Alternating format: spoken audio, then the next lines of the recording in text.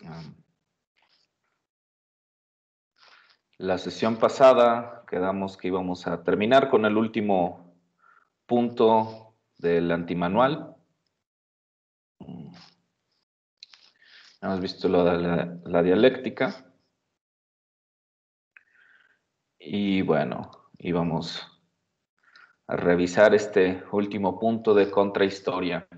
¿Qué me pueden decir de esta parte de la lectura?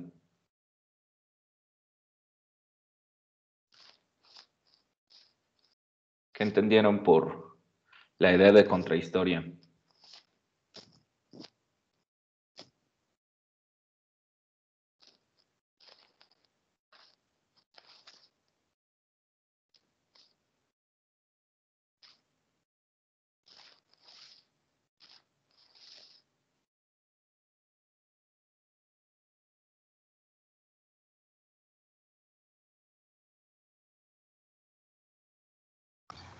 El séptimo punto.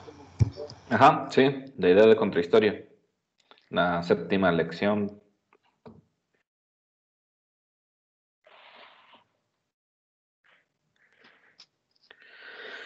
Nos dice, es la necesidad de construir siempre una historia profundamente crítica, una historia que, como ya lo hemos señalado antes, se construya a contrapelo de los discursos dominantes, a contracorriente, de los lugares comunes aceptados y de las interpretaciones simplistas, consagradas solo a fuerza de repetirse y machacarse tenazmente en todos los niveles de enseñanza escolar y por todas las vías de difusión de la historia hoy existente. Una contrahistoria y una contramemoria, como la llamó Michel Foucault.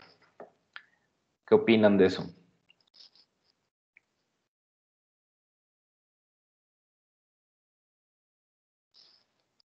A ver, a que le tocaba el tema. Adelante, José Alberto, y después Juan Alberto.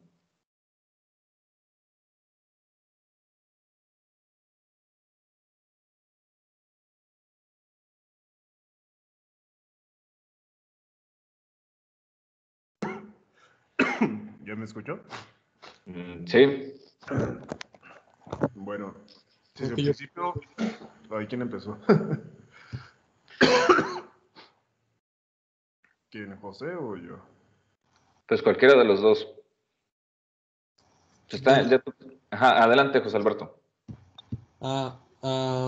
Bueno, pues este último punto dice que tengamos una perspectiva crítico-histórica, que no vayamos con las corrientes dominantes y que nos cuestionemos pues todo, que analicemos, que observemos y que tengamos nuestro propio criterio y combinado con teorías, con explicaciones históricas, con pues fenómenos que se pueden observar en nuestra realidad, pues con esto pues reconozcamos reconozcamos la historia, porque pues lo que está pasando hoy en día es algo que va a quedar, y cualquier suceso histórico es pues cualquier acontecimiento.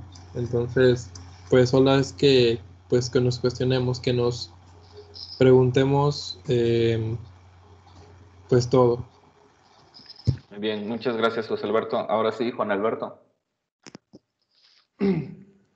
Nos hace la referencia a que no nos basemos solamente en lo que son en archivos, se podría decir, que nos basemos mucho más a lo que es la observación. A ver si me escucho o no. Sí, te escuchas, ¿Sí? pero no es eso el punto en el que se está tratando. Eso ya se platicó, debatió.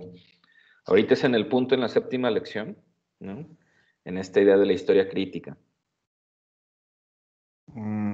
Séptimo. A ver. Y la idea de la contrahistoria. Pues sería como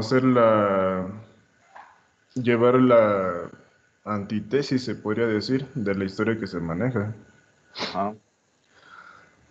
Para que de esa forma saliera otra en cuestión de síntesis, Sí, ¿cuál se interpretaría como la dialéctica en cuestiones de que simplemente puede ser de entre dos diálogos sale una tercera, pero de esa tercera posiblemente puede salir otra ideología, otra historia en Sí. cuestión de eso. Y eso se basa en cuestiones de que el hombre es un ser activo, en cuestiones de que tiene necesidades de comer, necesidades de vestir, lo básico se puede decir. Y como es un ser activo, este mismo modifica su entorno social, ya que está en una comunidad, ¿qué se puede decir? Con una conciencia social. Ujú. Y este mismo tiene que hacer cambios constantes en su vida. No es una vida linealmente, se podría decir, porque la historia tiende a ser constante, no ser siempre la misma. Muchos dicen que se repite, pero no son siempre los mismos estados, no siempre es el mismo tipo de persona, no siempre es la misma situación, y es lo único que digamos que podría aportar en cuestiones de esto. Ujú. Sí, en realidad a mí me parece que este punto tiende a, más bien de lo que has dicho, a pensar esta idea de la historia o sea, esta crítica a la historia o esta historia contemporánea, según el autor, debe de surcar los caminos de lo que se conoce como esta contrahistoria, como esta contramemoria, ¿no? Sí, esta cuestión dialéctica que ya la vimos en la clase pasada y que en algún momento puede parecer que tiene, y que así es, pues, este ejercicio de tesis, antítesis y síntesis que parece ser que es eterno. Sin embargo, pues siempre hay una, digamos, una cuestión, un orden en los estudios de corte del materialismo histórico. Pero yo más bien a lo que me refiero es que el autor señala que además para poder hacer esta contrahistoria o hacer esta contramemoria, es necesario, o esta perspectiva crítica historia, es necesario entender que los fenómenos históricos, eso sí un poquito lo dijiste, tienen múltiples explicaciones, ¿no? Y son múltiples causas las que desarrollan o las que incitan a un movimiento social o a un fenómeno histórico. Lo podemos ver en nuestra sociedad contemporánea, ¿no? No es fácil simplemente emitir un juicio personal o un juicio analítico sobre los complejos movimientos sociales que vivimos hoy en día. Y eso también nos dice, ¿no? Que estos hechos, que estos fenómenos, ¿no? Tienen una gran complejidad, ¿no? Y por lo tanto no pueden ser estudiados únicamente con la forma en la que se había hecho historia, una historia parcial, una historia nada más dándole la voz a la élite, sino hay que observar y hay que estudiar también a quienes no tienen los recursos, a quienes no tienen los accesos, ¿no? Pero estudiarlos en su totalidad. Cuando él nos habla de estudiar la totalidad, ¿no? No lo totalitario, es entender que efectivamente los fenómenos son amplios, ¿no? Son fenómenos económicos, culturales, sociales, políticos, ¿no? Locales, globales, ¿no? Creo O que sea, todo el trasfondo de todo esto siempre ha sido lo económico en cuestiones lo de... económico, claro que es un punto importante, pero no es, ¿no? Por eso él nos habla, ¿no? O por eso esta apuesta de no pensar lo totalitario o lo totalizador, sino la totalidad. Para mí son dos cosas diferentes, ¿no? O sea, cuando vamos a estudiar un fenómeno, hay que tratar de estudiarlo en la totalidad de su complejidad, ¿no? Es decir, sí, claro, un fenómeno es económico, pero también es cultural y a la vez es político y social, ¿no? Pero si nada más nos casamos con una idea de todo fenómeno es económico, entonces caemos más bien al totalitarismo, pues, ¿no? Y no a entender la vida humana en su totalidad, ¿no? Hasta entenderla también en cuestiones espirituales o religiosas, ¿no? psicológicas. Es decir, esa es, digamos, como la gran apuesta, y por eso se plantea esta idea de una contrahistoria. No sé si hay alguno que tenga algo que aportar más a esta parte del antimanual. ¿Qué les pareció así a grandes rasgos este trabajo de Carlos Antonio Aguirre Rojas? Obviamente tienen el libro y más capítulos. No es un libro muy extenso, tampoco es un libro harto complejo. Yo los invito a que terminen de leerlo, me parece que es una buena referencia, pero me gustaría así como a grandes rasgos que me digan qué les pareció, para poder pasar a lo siguiente, por favor.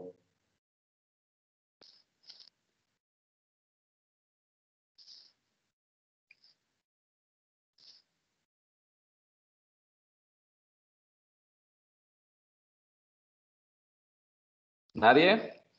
Bueno, pues vamos a empezar. Antes que... Bueno. Sí, adelante, José Alberto.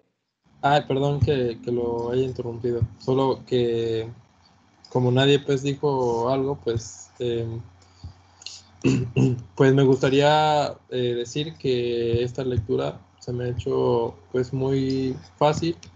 Es fácil de entender, y como creo que lo mencioné en la otra clase, que este autor también es muy sólido en su estructura y va directo a de lo que quiere hablar. Y pues da ejemplos, cita otros autores, y me parece muy llena y también corta la lectura. Entonces creo que está muy acertada y es muy nutriente para nosotros que la hayamos revisado. Gracias, José Alberto. Sí, coincido, no es una lectura muy extensa. Es un autor que escribe sin redundar tanto, ni tantas metáforas, ni tantos enredos, ¿no? Es concreto y es corto, ¿no? Y cuando, o sea, si ustedes revisan el libro, es un libro pequeñito, pues, ¿no? No es muy extenso. Y eso es de agradecerse, ¿no? A veces hay autores que escriben 400 páginas, 500 páginas y nada más redundan, y él no, ¿no? Él va a lo concreto, se le agradece su claridad de ideas. Bien, antes de pasar a la lectura que nos corresponde, quiero hacer una serie de precisiones sobre los reportes de lectura. Recuerden una cosa, y sobre todo para los que nos escuchan, que yo supongo que nos escuchan, quienes no entran a las sesiones, los reportes de lectura se entregan en las fechas en las que se programan, no se aceptan reportes de lectura fuera de tiempo, y obviamente los reportes de lectura son un rubro importante de su calificación, así que si no entregan reportes de lectura, pues entonces al final del semestre van a tener algunas complicaciones con con su calificación, ¿no? Por otro lado, yo les puse un formato que primero quisiera volverles a mostrar, ¿no? Les dije, el reporte de lectura debe de seguir este formato. Lo voy a compartir en pantalla, ¿sí? El reporte de lectura debe de seguir este formato, es decir, esto que ustedes ven acá arriba no es la referencia bibliográfica ni es la ficha bibliográfica. Sí tiene que ser presentado. No quiero ningún escudo de la Universidad de la Ciénega acá, no quiero el acomodo del texto. La forma de presentar el texto revisado es así.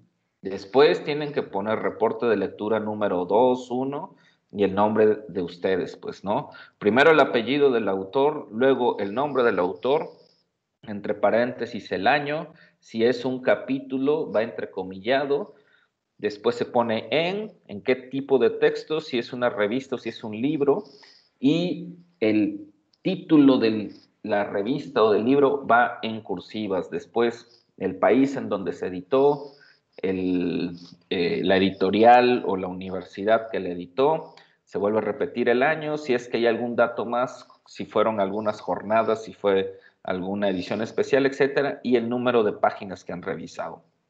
¿Sí? Los puntos a considerar: primero, tratar de hacer un resumen y tratar de encontrar o explicar la idea central del texto. ¿Sí? Un resumen de las ideas centrales del texto. Después, el aporte metodológico más relevante, si es que lo alcanzan a identificar o si a veces los autores lo señalan claramente. ¿Cuáles son los conceptos principales? Pero traten de explicarlos, no solamente nombrarlos, ¿no? El modelo, o esquema analítico propuesto del texto. Si es que hay una propuesta en la cual el autor está expresamente señalando que va a emplear un modelo o esquema analítico, ¿no? Si no lo encuentran, pues no lo pongan. Fuentes de información utilizadas, mencionar cuáles son los autores que se citan, si cita revistas, si cita periódicos, si cita documentos de archivo o si únicamente bibliografía. Ubicación y contexto del autor.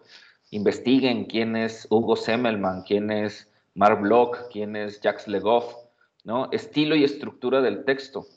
A su entender, así como nos acaba de decir José Alberto, me parece que es un estilo sencillo, no es difícil, no redunda, escribe claro, etcétera, ¿no? Estructura del texto, tiene 3 apartados, 4 apartados, 5 apartados, no lo sé, ¿no? Y finalmente una reflexión personal, ¿sí? ¿Qué les pareció, les gustó, les dejó, les aportó, les hizo pensar, etcétera? En máximo, 2 cuartillas, letra Times New Roman, espacio y medio, sangría en la primera línea. Ojo, todo texto debe de ir alineado. Sangría en la primera línea a partir del segundo párrafo. En caso de cita literal va separada del texto cuando excede las 4 líneas. A letra 11, espacio sencillo, alineada con sangría en todo el texto citado a un espacio. ¿Sí? Ahora, quiero mostrarles algunos ejemplos de cómo no se hace un reporte de lectura, ¿sí? De cómo no deben de entregarme ese reporte de lectura. Por ser la primera ocasión está bien, vale, ¿no? Pero los siguientes reportes de lectura, tanto los que están aquí presentes como los que ven, y asumo que ven las sesiones, no quiero que me entreguen los reportes de lectura así, ¿sí? De entrada, por favor, sí les pido que cuando me envíen el reporte que sea en Word, es para poder hacer más fáciles correcciones. Pero bueno, de entrada les voy a mostrar un par de ejemplos, ¿sí? No quiero que entreguen el reporte de lectura con esta estructura porque es la que no estoy pidiendo. Tampoco este tipo de presentación del texto. Esto que les estoy diciendo, esto no, la sangría es a partir del segundo párrafo. Este es el primer párrafo, ¿sí? Aquí hay un error, si se fijan, el autor de este reporte le pone la sangría en el primer párrafo y en los siguientes párrafos ya no le pone la sangría. Evidentemente esto no tiene una alineación justificada, esto es fácil de encontrarlo, nada más es picarle a este botón, ¿sí? Aquí, bueno, ya le comento algunas cosas. Es importante, sobre todo, que ustedes, aunque hagan este esfuerzo de explicar la lectura con sus palabras, traten de seguir la estructura que yo les solicito, ¿sí? Porque si se fijan, aquí ya se hicieron 4 cuartillas y en realidad no se siguió la estructura que yo les pedí.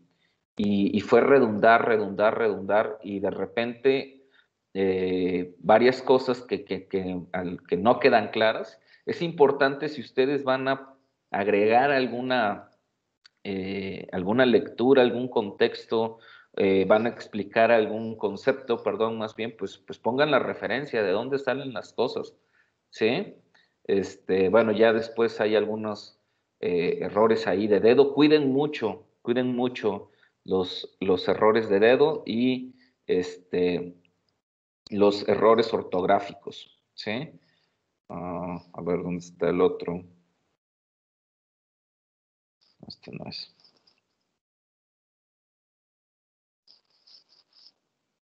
No, es este.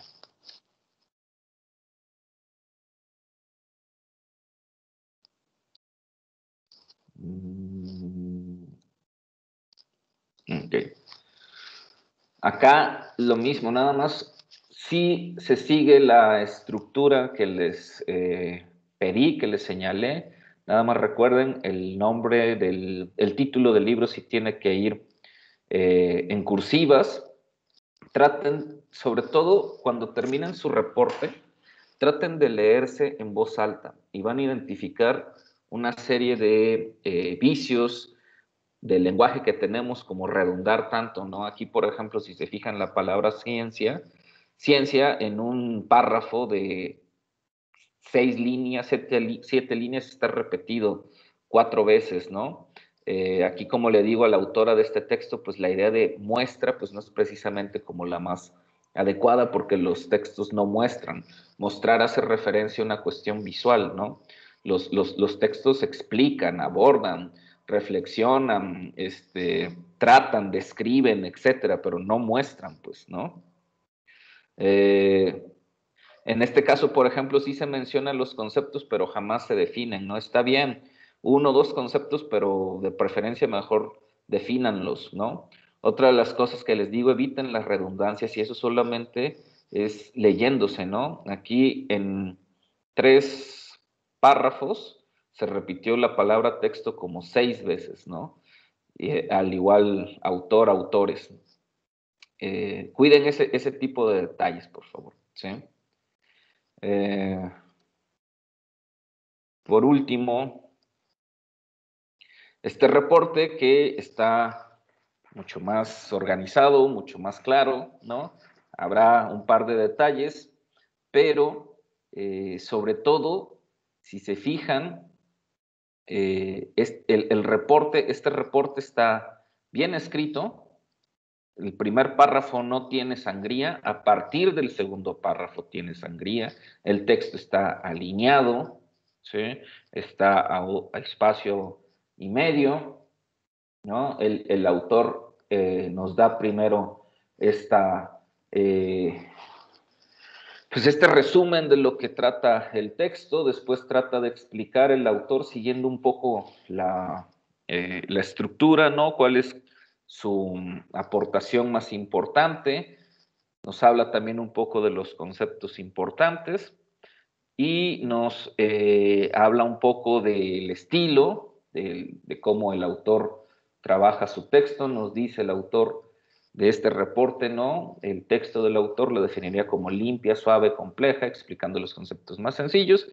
Y finalmente, un breve remate de cuáles son las aportaciones principales del autor del texto del libro que hemos leído, ¿sí?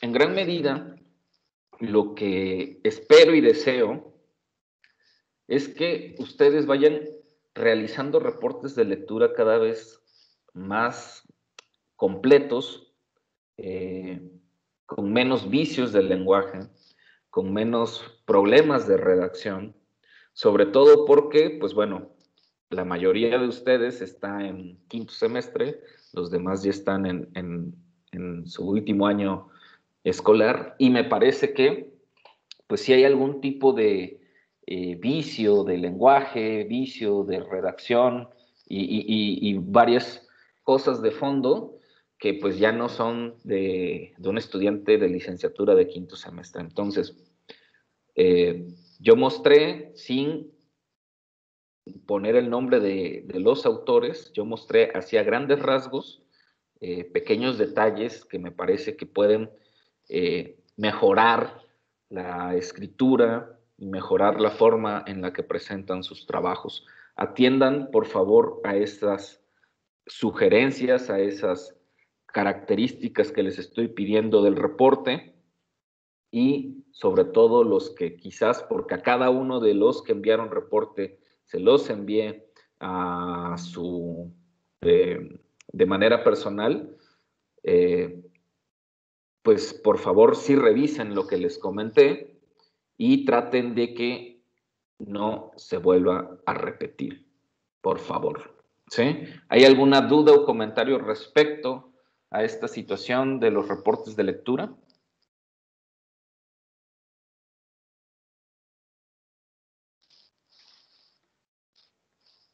Nada, pues bueno, vámonos con...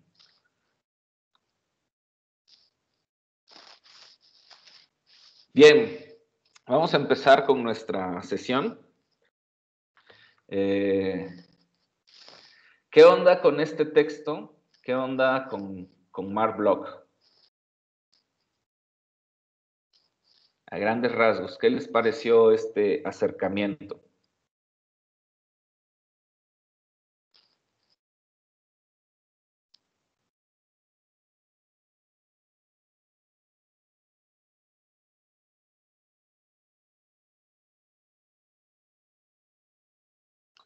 Bueno, me voy en orden de participación. Abigail, ¿andas por aquí? Ah, perdón, José Alberto, ¿estás levantando la mano? Sí, la estaba levantando, pero si gustas le doy la palabra a mis otros compañeros, creo que no han hablado ellos. Ok, Abigail, entonces empezamos contigo. Pues me parece un poco tedioso, pero si te esfuerzas un poco por no distraerte, por concentrarte, sí hay muchas cosas rescatables, sobre todo comentarios, sobre todo comentarios que van enlazando las ideas del texto y que tienen que ver con este texto con ese texto póstumo de la apología, para la historia de Mark Bloch, con las ideas o con ideas centrales o con otras escuelas con las que va congeniando. Ok, muchas gracias. Una pregunta para todos. ¿Qué entienden por apología? ¿Qué es una apología?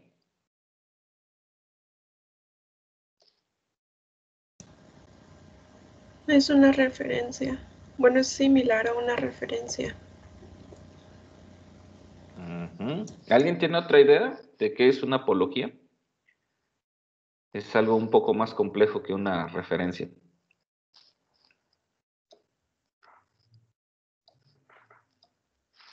Se puede decir que es un mensaje que tiene justificación, Ajá. como un discurso o algo así que es justificante, que se dice tal cosa, sí es por esto y esto y esto. Ajá, más o menos. Luis Fernando y luego Yari.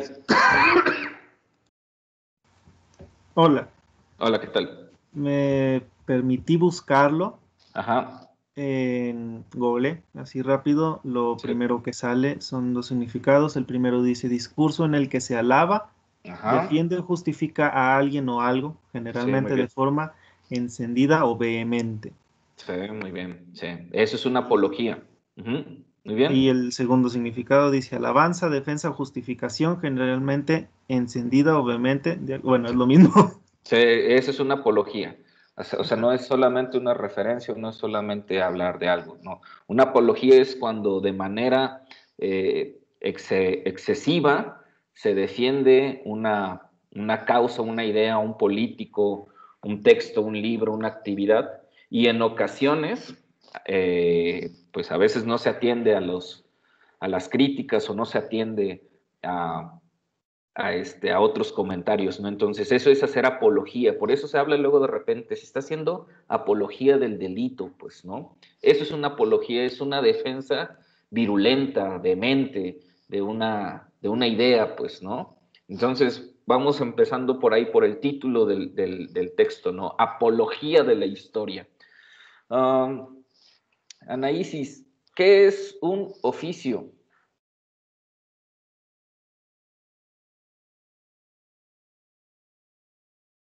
¿Mande? ¿Qué es un oficio?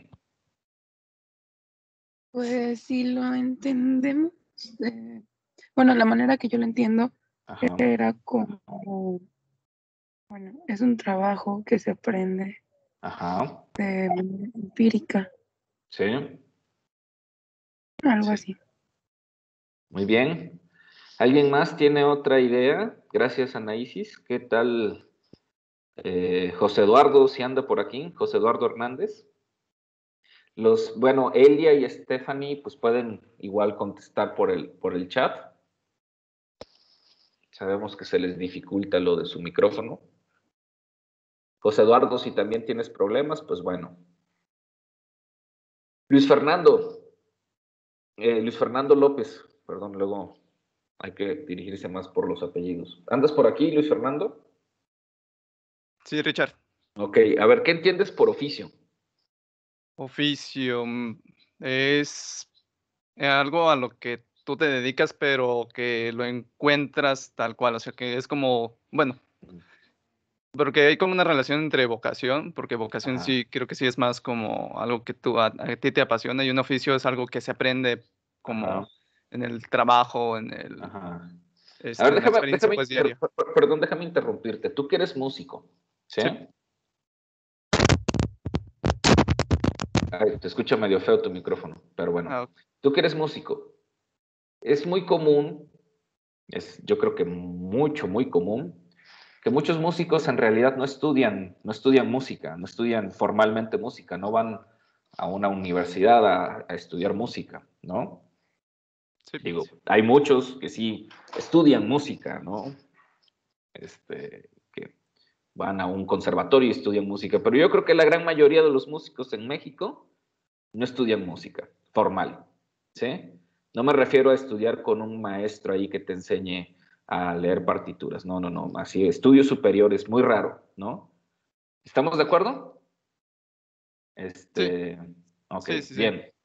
Sin embargo, hay muchos músicos empíricos, como nos decía un poco Anaísis, que tiene que ver un poco con lo empírico, ¿no? Hay muchos músicos que después de muchos años pueden equiparar su conocimiento con el de un músico con formación académica, ¿sí? ¿Estamos? A ese tipo de gente se les dice que tiene oficio. Nos dice José Eduardo, ¿sería como una actividad laboral? Claro, un oficio es una actividad laboral, como él ya nos dice, que no requiere de estudios formales. Stephanie nos dice que también como un documento, pero no estamos aquí hablando de la idea de oficio como documento, sino oficio como la habilidad, como la cualidad, como el conocimiento que una persona desarrolla, adquiere a partir de que ha ejecutado y a partir de que ha experimentado durante mucho tiempo una actividad laboral, intelectual, artística, creativa, ¿sí? Por eso se dice que, y bueno, ustedes estarán en ese momento, pues que a veces cuando nosotros estudiamos pues una licenciatura, nos pasamos 5 años, 4 años estudiando, ¿no? Y salimos de la licenciatura y jamás experimentamos nuestra profesión. Por eso a veces se nos dice que a nosotros nos falta oficio, pues, ¿no? Que no entendemos el oficio, que no entendemos no tenemos la experiencia profesional y por eso muchas veces, pues, a los jóvenes que egresan o que egresamos de las universidades, inmediatamente no se nos contrata, porque no tenemos esa experiencia, ¿sí? Con estas dos ideas, con estas dos propuestas que les digo, ¿por qué creen, no, que el título del libro sea el siguiente? Apología para la historia o el oficio del historiador. ¿Qué les parece, Maximiliano?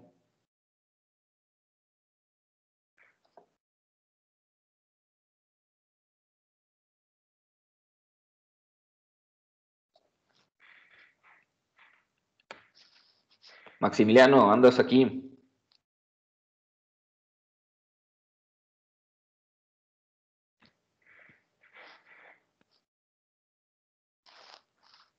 Bueno, Saúl.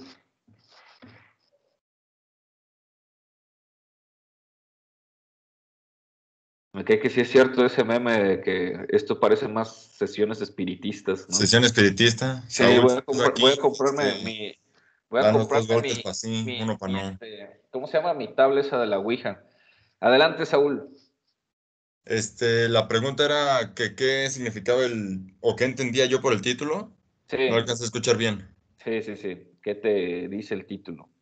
Apología para la historia del oficio. Pues, como escuché las respuestas anteriores sobre apología, Ujú. entendí yo, más que lo que dijeron ellos, entendí que apología viene siendo una excusa. Ajá. Una excusa No. para justificar todo. Ajá. Entonces, pues ya poniéndolo con este título, Ujú. pues podría ser la justificación que alguien le da a Ujú. algo para estar en ese oficio de historiador. Más o menos por ahí va, más o menos. Muy bien. Gracias, La idea Saúl. está más o menos perdida, pero es mi concepto, ¿no? Yo Ah, justifico que tengo el oficio de historiador por tal cosa, bla, bla, bla, bla. ándale más o menos por ahí, cierto. Sí, en realidad, recuerden un poco, hay que conocer precisamente el contexto del nacimiento de la obra, qué es lo que está pasando, qué es lo que se está viviendo. Y Maximiliano dice, se refiere a la defensa del trabajo del historiador de forma profesional. Sí, Eso que dijo Maximiliano. Max es lo que yo dije, pero con palabras cholas. Sí, nada más que en este sentido, la idea de No creo. ¿eh? Ay, cómo no, Max. A ver, ¿me dejan continuar, por favor?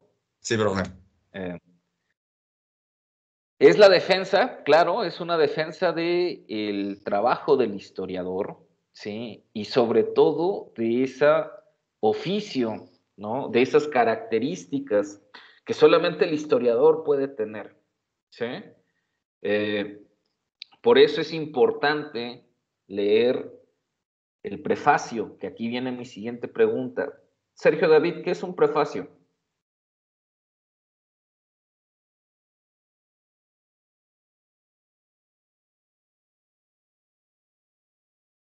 ¿Qué es lo que han leído? Pues el prefacio. ¿Qué es un prefacio?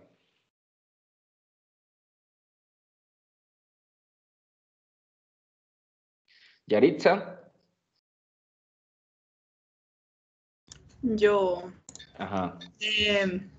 lo que tengo entendido es que prefacio es como un sinónimo de introducción para Ajá. presentarnos a un asunto, pues que va a ser lo principal. Sí. Y generalmente un prefacio es una, digamos, introducción a un texto, no necesariamente la introducción del autor. Y generalmente el prefacio es escrito por otro autor, el cual ha investigado, el cual conoce, el cual ha sido elegido porque tiene un gran dominio del tema, ¿no? O del autor que ha escrito la obra. A eso es a lo que le vamos a llamar un prefacio. Y lo que ustedes han leído es un prefacio, ¿sí? Ya que estás aquí, Yari, ¿quién es Jacques Le Goff?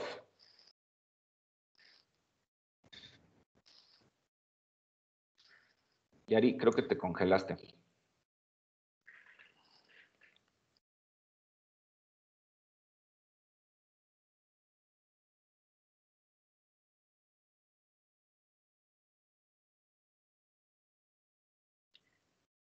No te escucho y como que te congelas. Ay, es que creo que se está cortando un poco. Ok, bien. Jessica, Estefanía, ¿quién es Jacques Le Goff? Un historiador Ajá, francés. ajá. Como no sabía, lo busqué en internet ahorita, así Eso, pues que claro. pues O sea, es un historiador medievalista uh-huh. especializado en los siglos XII y XIII. Uh-huh. Sí. Sí, ajá, ok, muy bien. Aquí, antes de pasar con la siguiente participación y mi siguiente pregunta, les voy a hacer una recomendación. Yo sé que es luego complicado poder estar leyendo y sobre todo en PDF, lo que implica que tengan que leer o en un dispositivo, ya sea en una computadora, en una tablet, en el teléfono, que de preferencia no lean en el teléfono, es bastante cansado. Pero bueno, siempre que puedan, traten de tener pues abierto, Wikipedia o alguna otra fuente de consulta, la RAE, por ejemplo, y cada palabra y cada autor y cada parte o concepto que no entiendan, búsquenlo, ¿no? Es importante, por eso se los he dicho y se los voy a repetir hasta el cansancio, saber quién escribe las cosas. En este caso, no estamos leyendo todavía directamente a Mark Bloch, estamos leyendo a Jacques Le Goff, ¿sí? En su prefacio, en su introducción, en su explicación, para que los futuros lectores, es decir, nosotros, tengamos una guía, tengamos una especie como de mapa de cómo leer esta obra de Mark Bloch, ¿sí? De cómo leer este texto súper importante para la historia, para la disciplina histórica, ¿sí? Y que además va Jacques Le Goff a irnos poniendo una serie de puntos, una serie de reflexiones que él hace porque conoce el trabajo de Mark Bloch, ¿sí? Aquí entonces me viene mi segunda pregunta, y ya respecto al texto, entrándole al texto, ¿sí? ¿Qué se propone hacer Jacques Le Goff con el trabajo de Mark Bloch? Él lo dice en el texto. Adelante, José Alberto.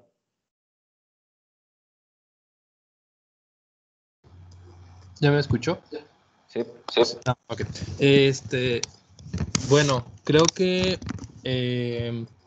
Jacques Le Goff trata de hacer como un rescate del libro pues inconcluso de Mark Bloch y trata de hacer un análisis de su apología y de sus teorías, pero al final de la lectura menciona que... Ahí voy, estoy llegando.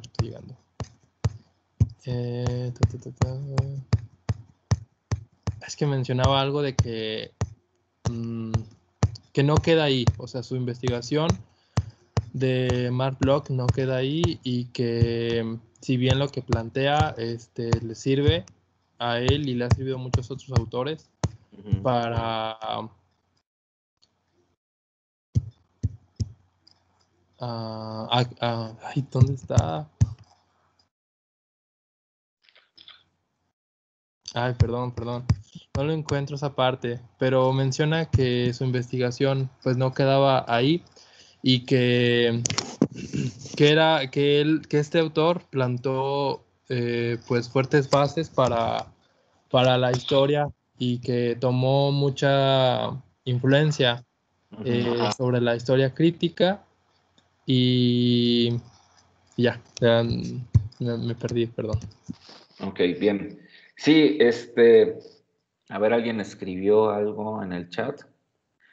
Defender la historia, indicar cómo debe ser la historia y cómo debe trabajar el historiador. Muy bien, muchas gracias, Stephanie. Cierto, muy pertinente lo que dices, José Alberto. Y aquí entonces surge una pregunta, ¿no? ¿Por qué Mark Bloch deja esta obra inconclusa?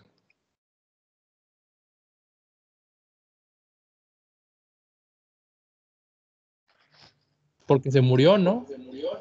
Ajá, a ver, ¿alguien más? ¿Por qué se murió? Todas las personas morimos, pues, pero ¿por qué se murió? Adelante, Abigail. Llegaron por él, ¿no? O sea, estaba en medio de la guerra. Ajá. Y él era judío. Ajá, muy bien. Entonces ¿Quién está llegaron hablando? las... Abigail, perdón. Ajá. Sí, perdón.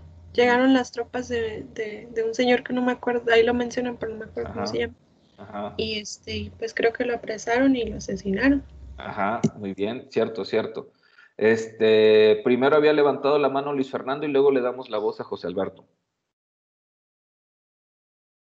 Sí, bueno, es lo que comentaba mi compañera Abigail, que igual sí es pertinente entender que en la época en la que estuvo trabajando, pues sí fue pues bastante doloroso esta situación de la Segunda Guerra Mundial. De hecho aquí lo menciona, que fue fusilado Ajá. El 16 de junio, creo, del 1944. Ujú. Sí fue por esa causa del Holocausto. Ajá. Porque de hecho él era judío, por Ajá. eso mismo lo fusilaron. Sí, muy bien. Dice Anaísis Klaus Bardia. Gracias, Anaísis. Ahora sí, José Alberto, creo que tienes levantada la mano. Ay, perdón, se me olvidó bajarla. Ok, bien, entonces Donde- sabemos que Marc Bloch pues, es francés, ¿no? De origen judío, que de hecho le tocó por pues, su trayecto de vida, pues las dos guerras, ¿no? Se nos da un poco la explicación que él participó activamente en las dos guerras, ¿no?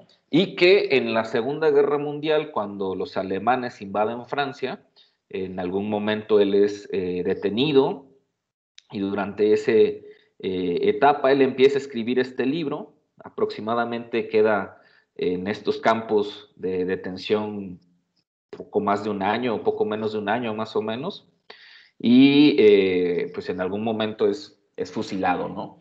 Y durante ese periodo pues él se dedicó a escribir, a reflexionar. El texto que leeremos después del prefacio es un texto que en realidad el autor hace totalmente con su memoria, con algunas notas, etcétera. No tiene un acceso a una biblioteca, no tiene acceso a grandes archivos ni nada, simplemente es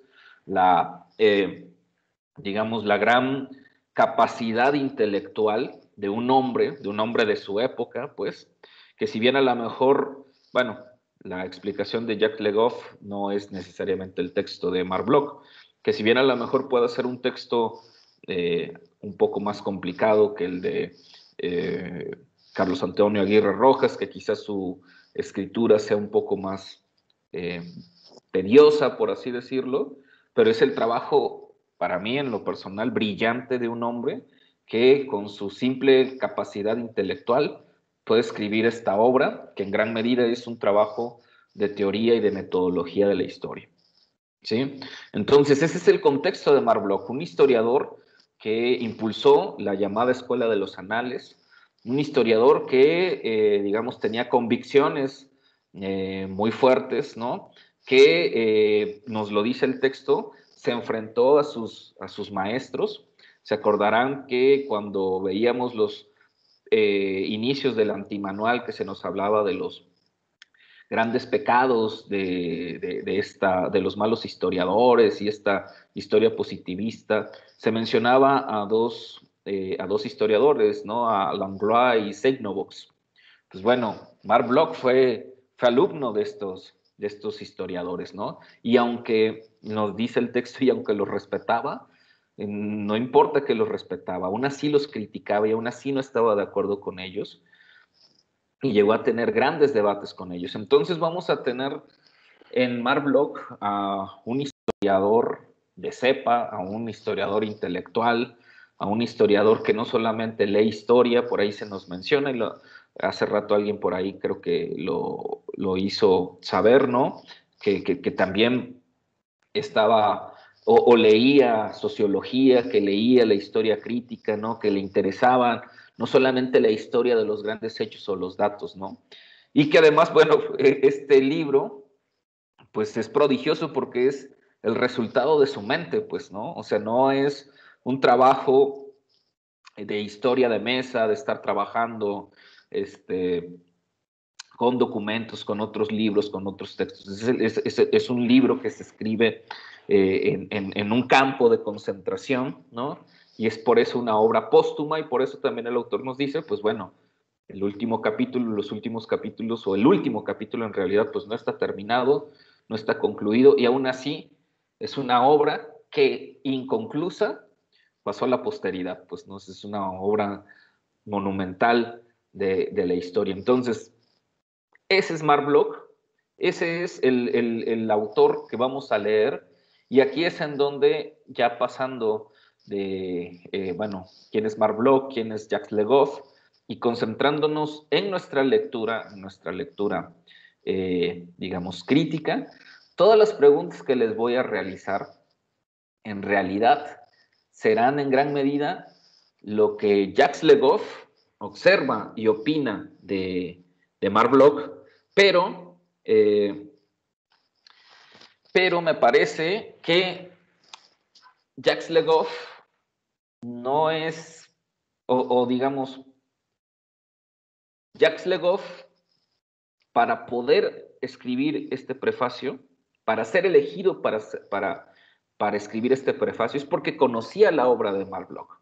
Él mismo lo dice, yo no lo conocí personalmente, pero yo lo estudié y sus contemporáneos fueron mis maestros. Entonces yo leí y conocí indirectamente a Marc Bloch, ¿sí?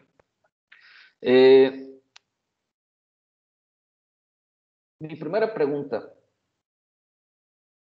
¿cuál es, en la opinión de Jacques Le Goff, la gran convicción que tenía Marc Bloch?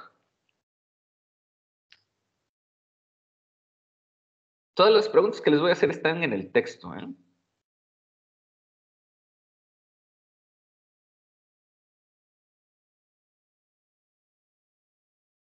Adelante, Abigail. Pues hacer una defensa de la historia. Bueno, así es como lo dice explícitamente. Explícitamente. Hacer una defensa que la obra es una defensa de la historia ante todo. Y dice, esta defensa se ejerce contra los ataques explícitos que va evocando en la obra, y en particular los de Paul Valéry, pero también contra la evolución real o posible de un saber científico a cuyos márgenes sería expulsada la historia o incluso excluida.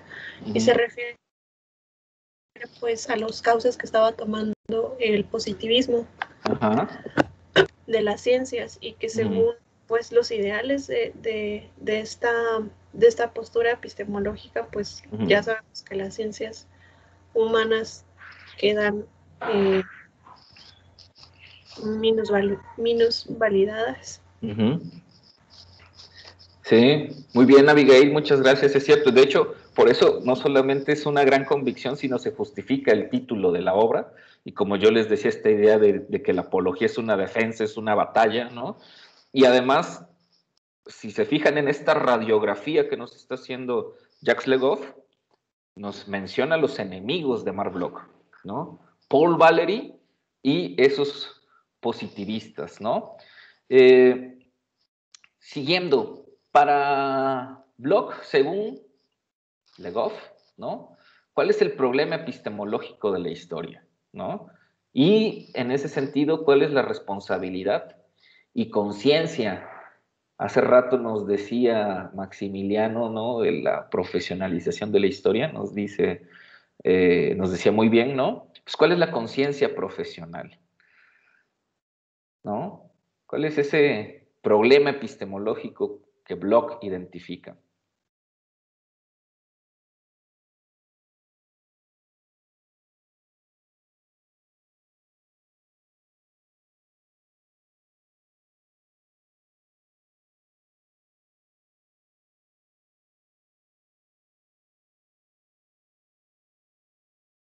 Ahí están en el texto.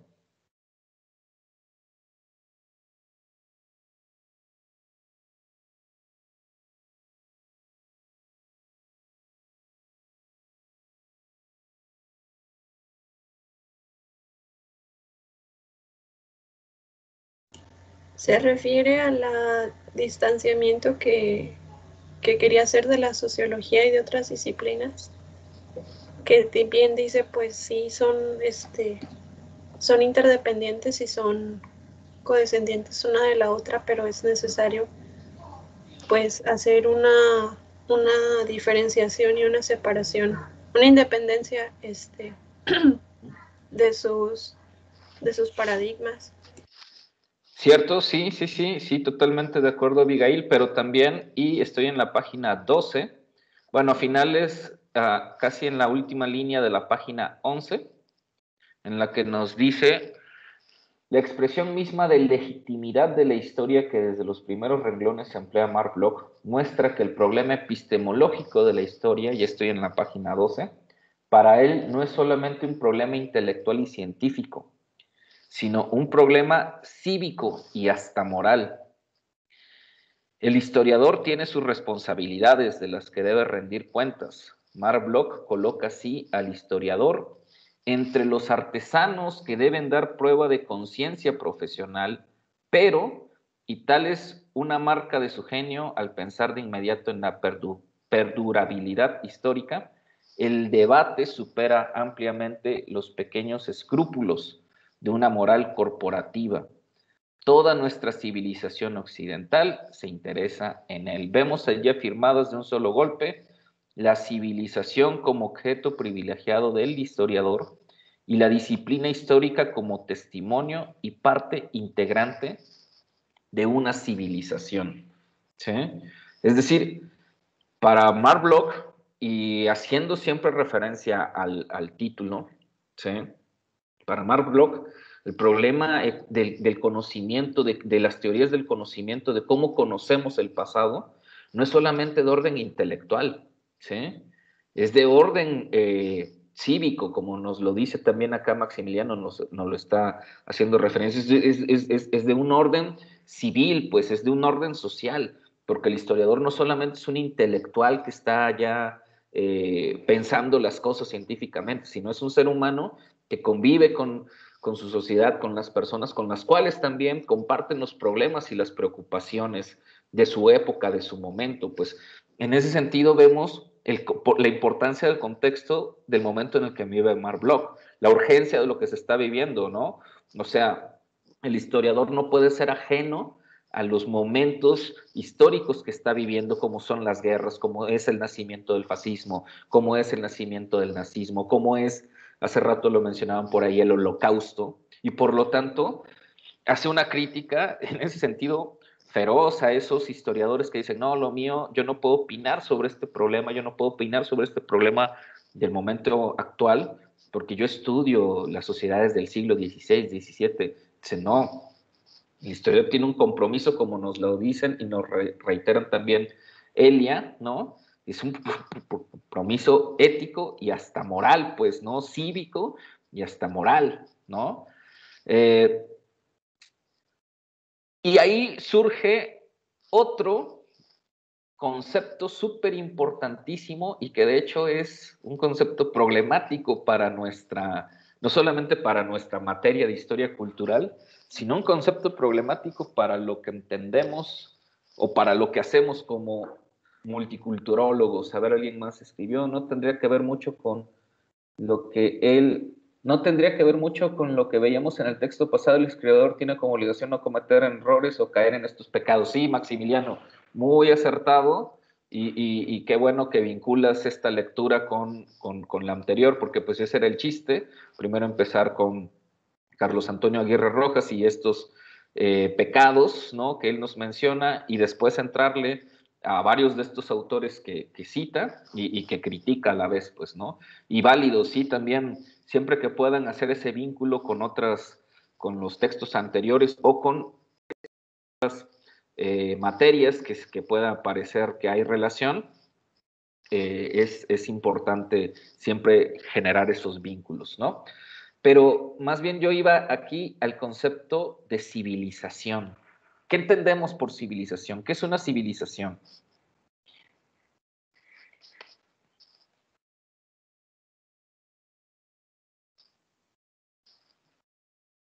Adelante, Luis Fernando López Gavia. Sí, bueno, yo entiendo como civilización una agrupación, una sociedad, grupo humano que ya ha establecido reglas, normas, un contrato social para convivir, y ya ha creado aparte instituciones y tiene sus propios, pues ¿cómo llamarlo? Su cosmología, su propia cosmovisión, y que va desarrollando pues avances tanto en la sociedad como en ingeniería y tecnología. Sí, muy bien. ¿Alguien más sobre la idea de civilización? ¿Nosotros somos seres civilizados? hubo civilizaciones en nuestras tierras. ¿Cuál es la diferencia entre civilización y cultura? A ver, Yari, que te estoy viendo y que pones así como cara de duda, ¿no? ¿Cuál es la diferencia? Ajá, adelante. Creo que no sabría responder porque yo misma me lo pregunto y no he llegado a una respuesta de la que yo tenga seguridad para comentar. Muy bien, José Alberto, adelante. Se podría argumentar tal vez que pues la civilización, pues como lo dijo Luis Fernando, es esta estructura social, pues como las hormiguitas pues que tienen sus tareas ya establecidas, sus reglas, sus normas, etcétera. Y cultura pues vendría siendo todo esto, todas estas herramientas, todas estas signos, todos estos pues acompañantes de lo que crea el hombre para llevar a cabo su civilización. O sea, se limita a las tradiciones o al lenguaje o a la vestimenta o a la, ¿cómo se llama? La gastronomía, sino que también las herramientas, las propias profesiones, etcétera, pues vendrían siendo cultura, pero esto es como que es como a la par, no sé cómo explicarlo. Sí, muy bien, bien, gracias José Alberto. Adelante, Abigail. Precisamente hace poco vimos en la materia de crítica cultural que la discusión apunta más que nada a que las diferencias están en lo que tiene que ver con las significaciones. Todo lo que el ser humano es capaz de significar desde el punto de vista de la semiótica es cultura. Y la civilización son pues todas aquellas cosas que se pueden clasificar como hechas para la sobrevivencia y para las necesidades primarias. Y la cultura son todos aquellos elementos a los que un individuo o un grupo, sea interno o externo, se les da un significado. Sí, muy bien, tú has dado un elemento para poder, digamos, diferenciar. Parece que son conceptos muy similares, ¿no? De hecho, tienden a ser conceptos que a veces se quieren emplear como sinónimos, pero no lo son, ¿no? O sea, civilización tiene su conceptualización, la idea de cultura tiene su propia conceptualización y sus propios debates, pero en gran medida, y para, digamos, marcar esa diferencia, la cultura tiene un halo más semiótico, más simbólico, y que de hecho surge, aunque la sociología hoy también lo estudia, pero surge más desde las disciplinas antropológicas, ¿no? Y a veces se asociaba la idea de cultura como un poco con los pueblos primitivos, con los pueblos exóticos, ¿no? Y que pues sus tradiciones y sus fiestas eran altamente simbólicas y rituales que pues los pueblos civilizados europeos no entendían. Y la idea de civilización a veces se relaciona más con los estudios sociológicos o históricos de corte tradicionalista, ¿no? En el que se habla o se piensa que los grupos humanos han ido avanzando de cierta manera y han avanzado en su civilización como sociedad y de cierta forma ciertas características materiales nos permite identificar esos grupos como civilizados, es decir, una lengua sistematizada, una serie de oficios muy claros, ¿no? Un desarrollo arquitectónico, un desarrollo artístico, el desarrollo de las disciplinas científicas, etcétera, y toda esa conceptualización de civilización, ¿no? Pues, a veces justifica un tipo de desarrollo humano que pues nada más se dio en ciertos países europeos, pues, ¿no? Y de repente por eso la idea de civilización está como más anclada a esta visión un poco más material del desarrollo humano, mientras que mientras que la cultura está más anclada a una idea más simbólica de la vida, ¿no? A una perspectiva más esencialista de la vida, una perspectiva más espiritual de la vida, más ideológica de la vida, ¿no? Y que en no pocas ocasiones han chocado estos dos conceptos, y han generado múltiples conflictos. Por eso es interesante que en una clase de historia cultural, veamos a un partidario de la idea de civilización. Sin embargo, no es tanto el por qué tener a Marc Bloch o leer a Marc Bloch para una clase de historia cultural por su conflicto o por su diferencia o porque él se decanta por la idea de civilización, sino por unas cosas más adelante. Pero me parece que ahí hay un debate sumamente interesante y rico, ¿no? Avanzamos un poco, bueno, como ustedes leyeron, ¿no? Hay otro punto importantísimo, y este sí ya tiene que ver con la cuestión de la historia cultural. Hay otro punto importantísimo, además, otro concepto importantísimo, además de la idea de civilización, y es la idea de memoria. ¿Qué nos puedes decir al respecto de la idea de memoria, Anaísis?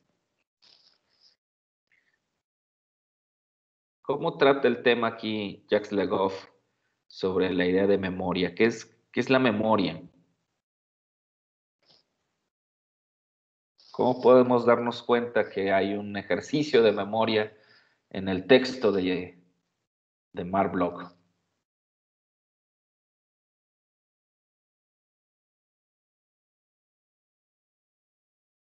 ¿Alguien más, además de Anaísis, quiere contestar?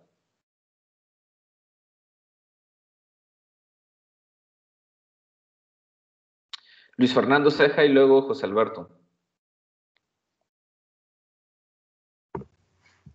Hola. Hola, hola. En un cachito, creo que cuando primero menciona eso de la memoria, hace una cita que dice: a diferencia de otros tipos de cultura, la civilización occidental siempre ha esperado mucho de su memoria.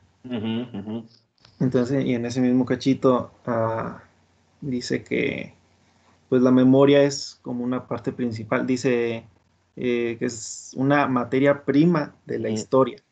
Muy bien, sí. Jessica también nos lo pone, Sí, que es como pues, con lo que trabaja para construirse la historia, ¿no? Sí, claro, Jessica Estefanía también nos pone, es una de las principales materias primas de la historia. Es decir, recuerdo hace algunas sesiones que Yari nos decía que no nada más se podía trabajar con los documentos, ¿no? Y que hacía mucho hincapié en cómo trabajar pues, con las ideas, con lo que las personas piensan, pues, ¿no? Si bien, fíjense, el autor no está hablando, bueno, aquí, Le Goff, no están hablando de leyendas populares, no están hablando de tradiciones orales, no están hablando siquiera de historia oral, ¿no? Están hablando de la cualidad, ¿sí? De la cualidad que tenemos los seres humanos, ¿no? Una capacidad psicológica, cerebral, neuronal, como ustedes quieran llamar, de evocar el recuerdo, ¿sí? La memoria como evocación del pasado, la memoria como evocación de nuestros recuerdos. ¿Y qué son los recuerdos? A ver, Maximiliano, ¿qué son los recuerdos?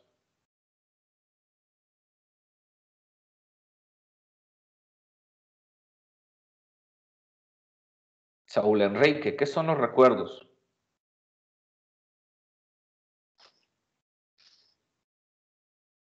Recuerdos son fragmentos de historia propia o ajena que tenemos que recogemos más bien, que por alguna razón nos interesan, por algo los recordamos.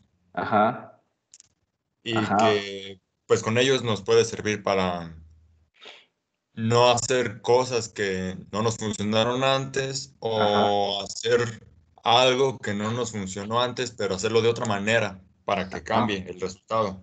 Ajá, ajá. Muy bien. Muchas gracias. Sergio David, ¿andas por aquí? ¿Tienes oportunidad de responder directamente a cámara o qué onda con usted? ¿Qué pasó? Hola, ya. El asunto es, ¿qué son los recuerdos? Pues, en primero puede ser los recuerdos como lo que tenemos, ¿no? El imaginario colectivo. Ajá, ajá. Bueno, lo que nosotros representamos como recuerdo, ¿no? Que es poder transportarnos, sacar información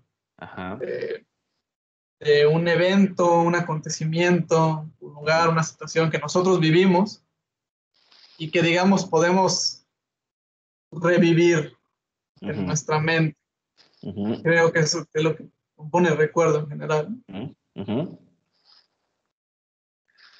Muy bien. ¿Alguien más?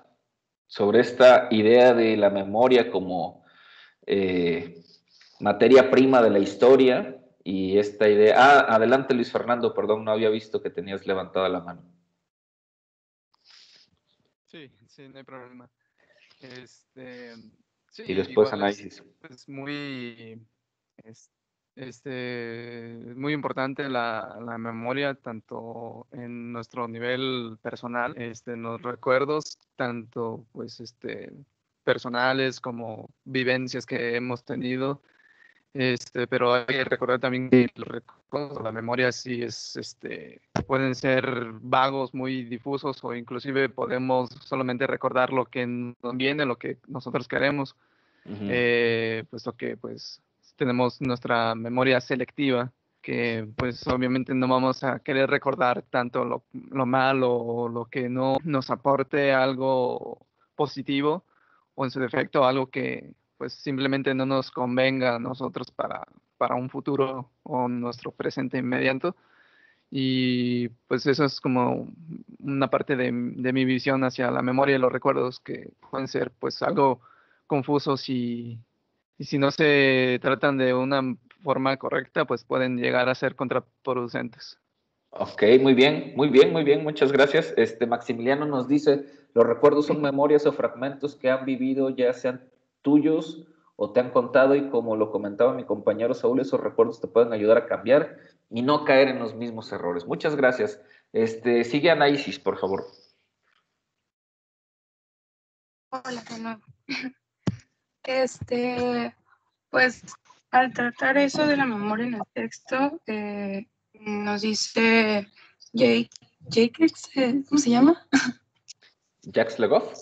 Jacques Legoff, que Marc Bloch lo trata como que para la cultura occidental la memoria es muy importante, que la cultura occidental siempre se ha llevado de la mano con la memoria y con todos los recuerdos que tiene de su pasado. Entonces también hay otra parte que estaba más arriba, pero me parece importante, es que hablaba de la memoria, porque Max Bloch escribió toda su obra a base de recuerdos, y decía que lo había escrito como si fuera ay, se me fue la palabra, un testamento. Muy bien. En vez de una obra era como un testamento de conocimiento. Y es todo. Ok, muy bien, muchas gracias. Sí, muy bien, muy bien. Sí, de hecho, esta idea de la memoria, del recuerdo, yo se los mencionaba hace rato, ¿no? De esta capacidad que tiene Marc Bloch para tener un sinfín de conocimientos en su cabeza y después escribirlos de manera ordenada es simplemente brillante, pues, ¿no? Aquí voy a hacer una pequeña digresión. A ver, alguien acaba de mandar una opinión. Los recuerdos son fragmentos del pasado, tanto experiencias buenas como malas, pero un poco distorsionadas de la realidad. Muy bien, muchas gracias, José Eduardo. Muchas veces, y hoy los modelos pedagógicos educativos critican demasiado este tipo de modelo educativo, de sistema educativo o de estrategia pedagógica que emplea o que busca que las personas apelen a la memoria, ¿no? Es cierto, memorizar datos, memorizar fechas, memorizar fórmulas, pues no es simplemente desarrollar un pensamiento crítico, pero nuestra capacidad de memorizar cosas, nuestra capacidad intelectual de recordar cosas, pues por supuesto que tiene que ver con eso, con un ejercicio intelectual, ¿no?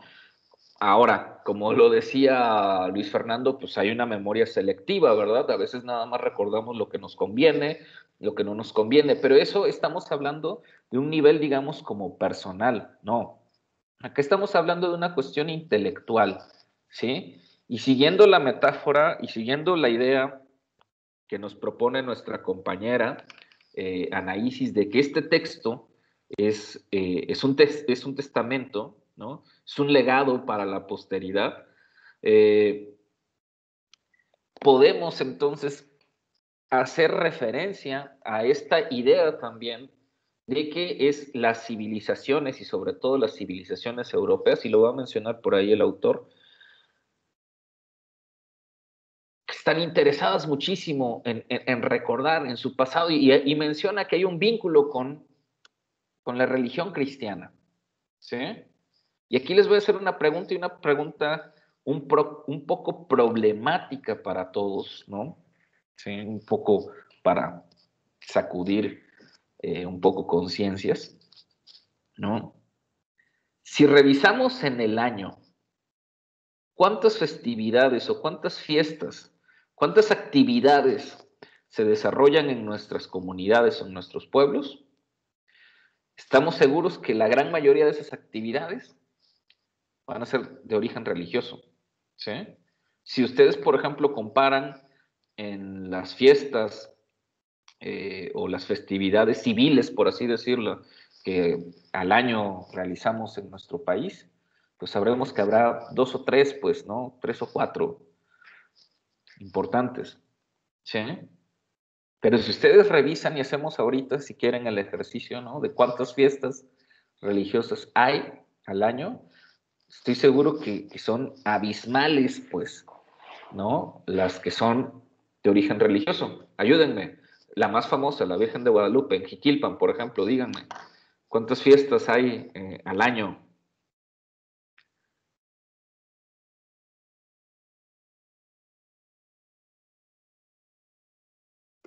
Fiestas sí la hay una por mes. Sí, a ver, ordenados, por favor. Primero Luis Fernando Ceja. Hola.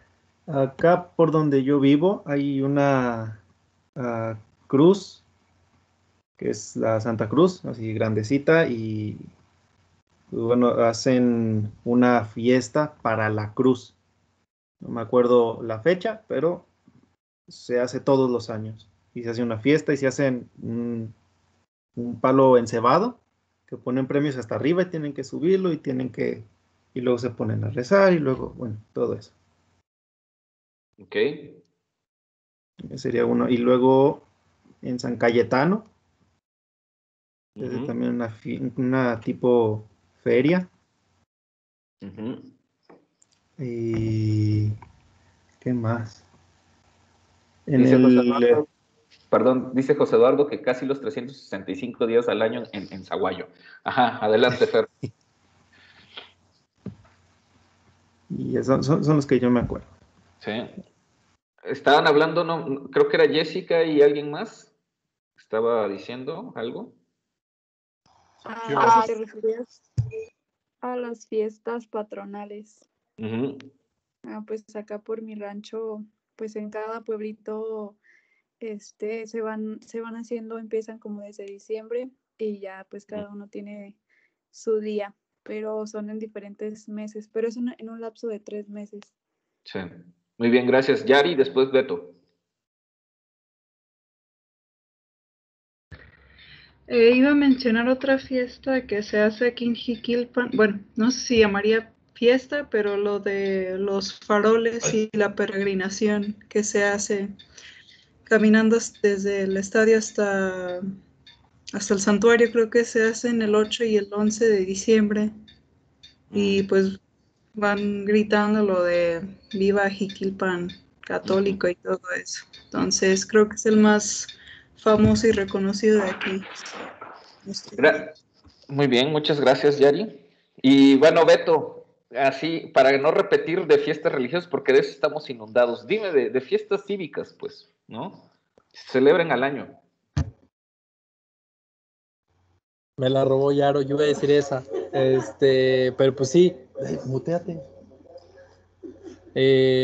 Pues la de Navidad o Semana Santa, pues creo que Isis tiene más conocimiento sobre todas estas fiestas porque ella estaba en un grupo católico. No me quemes. ¿Mande? No me quemes. No, pues tú sabes, o sea, pues si tú sabes cuántas hay más o menos al año, pues dilo.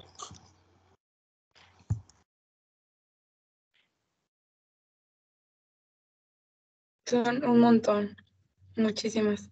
Casi cada mes hay fiestas de ese tipo. Ok. Sí, o sea, lo que sí nos damos cuenta es que es abismal la diferencia entre las fiestas de origen religioso, ¿no? Ya sea que tengan una gran, digamos, historicidad, que se realicen hace mucho tiempo, que sean recientes, a festividades de tipo civil, ¿no? Como el Día de la Independencia, la Revolución Mexicana, el Día del Trabajo, y creo que, pues, párenle de contar, pues, ¿no? Después, bueno, vendrán estas festividades que son un poco más, sí, civiles, pero que están más emparentadas con cuestiones económicas, ¿no? Como el Día del Padre, el Día de la Madre, el Día del Amor, pues, ¿no? Que son tienen otro tipo de dinámicas. Pero regresando después de esta digresión a nuestra lectura, quiero que estemos en la página 12. Nos dice Jacques Le Goff, sí, después de toda esta idea de que, a diferencia de otros tipos de escultura, la civilización occidental siempre espera mucho de su memoria, nos dice, siguen algunos renglones resumidos por una fórmula lapidaria cuya fecundidad acaso no ha sido aún completamente aprovechada. El cristianismo es una religión de historiadores. Al respecto, Marc Bloch menciona dos fenómenos que, según él, se encuentran en el núcleo mismo de la historia. Y esto es súper importante que nos quede claro. Por una parte, la duración, materia concreta del tiempo. Por otra parte, la aventura, forma individual y colectiva de la vida de los nombres, arrastrados por sistemas que los superan y a la vez confrontados en un azar en el cual a menudo se expresa la movilidad de la historia. Sus frases sensacional, ¿no? Lo que nos dice el autor, ¿no? O sea, Le Goff interpretando a Bloch, ¿no? Nos dice la duración, el tiempo de nuevo, ¿no? ¿Cuánto duran estas festividades? ¿Cuánto tiempo se han celebrado? ¿En cuánto tiempo, además, se han modificado, ¿no? Porque además esta aventura de la vida, ¿no? Se vive de manera individual, pero a la vez de manera colectiva, pues, ¿no? Nos dice, ahí se expresa esa movilidad de la historia. Vamos a avanzar y quiero que me digan, mi siguiente pregunta un poco es, pues, ¿cuál es la opinión o la idea que tiene Marc Bloch de la historia francesa y del contexto que está viviendo?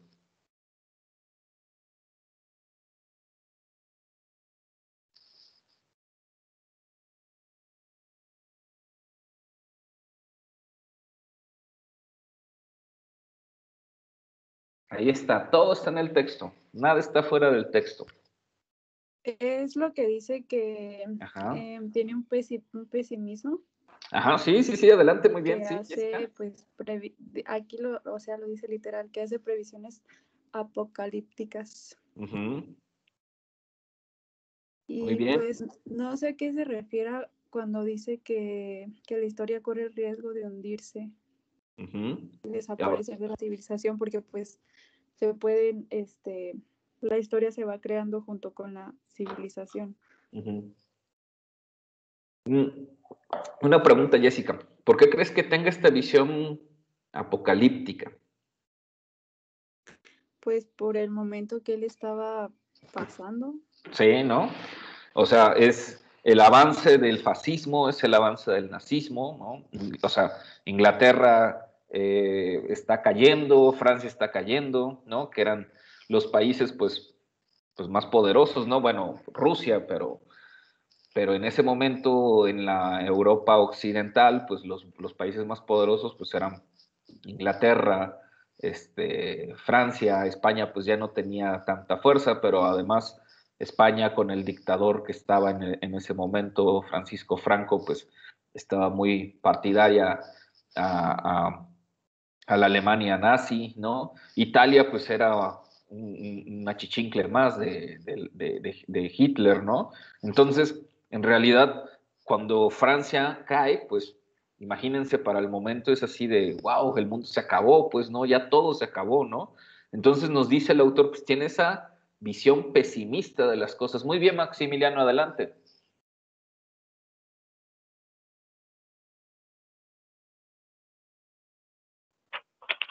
Yo tengo, no sé si esté bien. Ajá. Analiza una sociedad en crisis que se rindió demasiado fácil al empuje hitleriano, pero Sí. también analiza el cómo algunos no se atrevieron a adentrarse en los problemas de sus tiempos. Muy bien, sí, de acuerdísimo. Aquí yo quiero hacer un momento también como para tratar de ir entendiendo esto que nos dice, de esta lectura que hace Le Goff.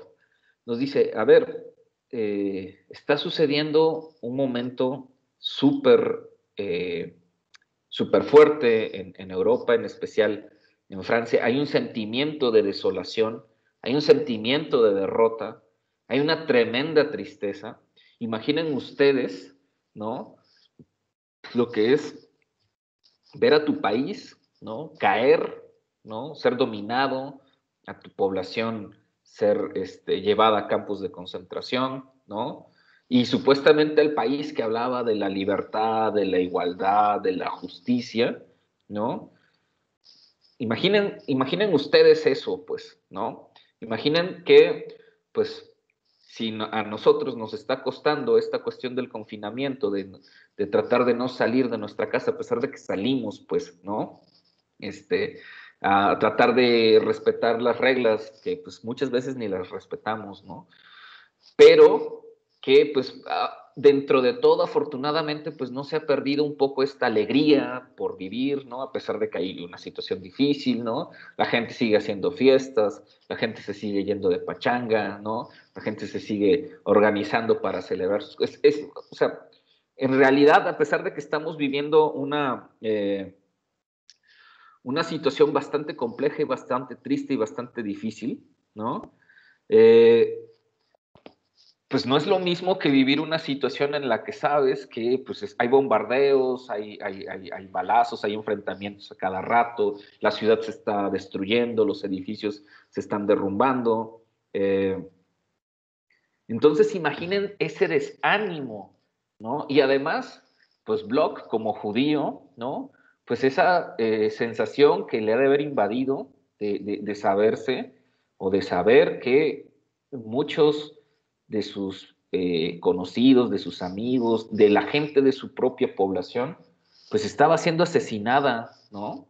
Entonces, imaginen esa sensación, ese pesimismo y ese de repente comparar, porque el mismo Le Goff nos va a decir una intención o un método histórico que más o menos va a desarrollar Marc Bloch, es comparar las cosas, ¿no? ¿Cómo podemos saber que una civilización avanzó? ¿Cómo podemos saber que algo se modificó si no lo comparamos, ¿no? O con otro grupo humano o con otro momento histórico. Y de repente Marc Bloch dice, no, es que hay un grupo de personas en esta Francia que se cayó, que no dijo nada, que se olvidó, ¿no? Que no cuestionó, que se hizo de la vista gorda, como decimos vulgarmente, ¿no? Y aquí es a donde yo quiero llevar esta reflexión de Marc Bloch en los años 40, ¿no? 1938, 39, 40, más de, o cerca de casi 70 y tantos años, casi 80 años, pues, ¿no? Y si no les suena parecido a lo que estamos viviendo, obviamente no como franceses, sino nosotros como mexicanos, como latinoamericanos, esa sensación de desolación, ¿no? De una sensación de que la gente, pues no le importa lo que está sucediendo en el mundo, no le importa lo que pasa en la historia, de repente podemos sentirnos un poco así como desolados, pues, ¿no? Y aún así, al final nos dice Le Goff que hay, a pesar de todo eso, hay un sentimiento de esperanza en Marc Bloch, ¿sí? ¿En dónde va a encontrar ese sentimiento de esperanza Marc Bloch, compañeros? Ahí mismo, en esas páginas.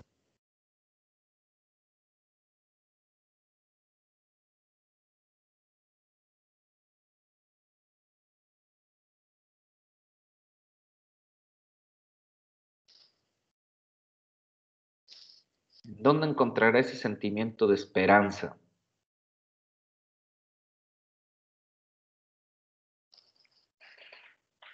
Sergio.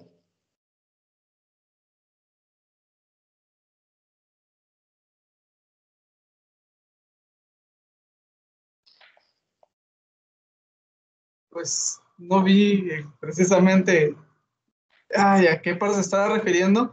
Generalmente la esperanza la trata, pues, toda esta primera sección, toda esta introducción. La esperanza es más como una forma de explicar, digamos, las intenciones sobre qué puede ser la historia en general. Y no creo que sea algo como único de Marc Bloch, es como muy generalizado esto de que, bueno, generalmente la historia lo que nos da es esperanza, esperanza a conocer nuestro pasado, esperanza a la mejoría, esperanza a salvarnos a nosotros mismos en momentos estos en los que la historia es necesaria con problemas recientes. Es ese tipo de que, pues, si las cosas se ven mal, si todo está como perdido, como que el panorama social ha perdido el rumbo, tal, pues la historia lo que nos da es esperanza, que no solo vamos a salir, sino que vamos a encontrar cómo salir, creo yo. Sí, muy bien, Sergio. De hecho, en gran medida es el sentido, es el oficio del historiador, da ese sentido de esperanza. Nos dice por ahí, se los voy a leer, ¿no? Dice... Y vemos así que la entrada en materia libre es grave, es un tema serio abordado en una situación dramática. Sin embargo, Marc Bloch recupera y repite al punto una de las virtudes de la historia. La historia distrae. Antes que el deseo de conocimiento es estimulada por el simple gusto. Y tenemos allí rehabilitados en un lugar ciertamente marginal y limitado la curiosidad y la novela histórica, puesta al servicio de la historia. Los lectores de Alejandro Dumas no son tal vez más que historiadores en potencia. Por consiguiente, para hacer una buena historia, para enseñarla, para hacerla amar, no hay que olvidar que el lado de sus necesarias austeridades, la historia tiene sus propios goces estéticos. Asimismo, al lado del necesario rigor ligado a la erudición y a la investigación de los mecanismos históricos, hay la voluptuosidad de aprender cosas singulares. Y allí brota ese consejo que igualmente me parece muy oportuno aún hoy. Cuidémonos de no retirarle a nuestra ciencia su parte de poesía. ¿Sí? Y después nos va a explicar, claro, no, o sea, la historia es una ciencia, pero la historia es escritura, ¿sí? Pero la historia, también en esa escritura, ¿no? Pues no debe ser una escritura nada más como la de los positivistas, que van ahí nombrando fechas y enumerando acontecimientos y narrando cosas ahí, o transcribiendo nada más documentos, ¿no? La historia como escritura, la historia como disciplina científica, pues también tiene esa posibilidad, ¿no? También tiene esa característica intelectual, ¿sí? Esa característica creativa, ¿sí? Es decir, la historia como una ciencia creativa, es decir, la historia como una ciencia rigurosa, sistemática, pero que crea cosas, que crea una narrativa, que crea una literatura, ¿no? Y ahí otra vez retrotraer estas ideas de Marc Bloch a nuestro presente, ¿no? Sí, efectivamente, las situaciones son difíciles, vivimos momentos complicados, estamos pasando por una serie de movimientos políticos, sociales muy, muy fuertes, ¿no?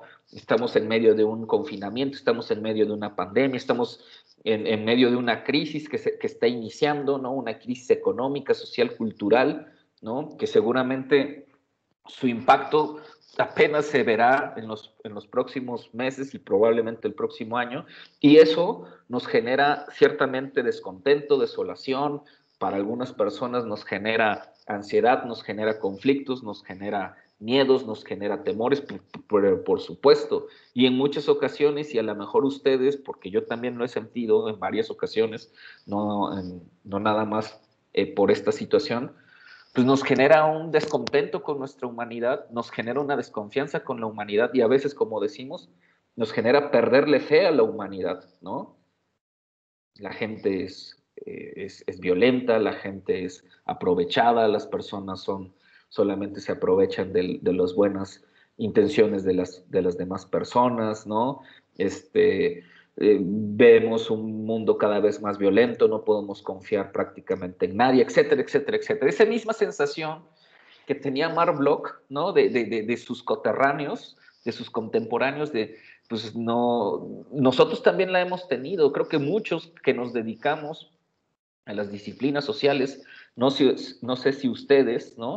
Lo hayan pasado, ¿no? Como creadores en formación, como multiculturólogos, como músicos en formación, como poetas en formación, como escritores en formación, como cineastas, como lo que sean, quieran ser o vayan a ser, ¿no? Yo creo que muchos de repente hemos sentido eso, ¿no? El peso de la realidad, el peso de las injusticias, ¿no? Lo difícil que de repente se vuelve observar un mundo en el que, bueno, como ya dijimos, existen todas estas tendencias o todas estas partes oscuras de nuestra humanidad, pero como nos dice, pero no olvidemos que tenemos todavía esa historia, ¿no? Como goce estético, como esa posibilidad que podemos regalarle al público, a quien nos escucha, a quien nos comparte, a quien tiene una serie de inquietudes similares a nosotros, ¿no? Que pueda leer esta historia y gozarla, ¿no? Y disfrutarla con estos dramas humanos, con estas situaciones humanas, históricas humanas, ¿no? Y por eso nos dice Marc Bloch, pues no le quitemos ese sentido de poesía, no hagamos, no permitamos que la realidad horrible y el mundo horrible nos quite esa magia que tiene la poesía, pues, ¿no? Ese lado de encontrarle la belleza, ¿no? Y no me refiero a la belleza en términos estéticos europeos occidentales nada más, sino ese lado de belleza humana, ¿sí?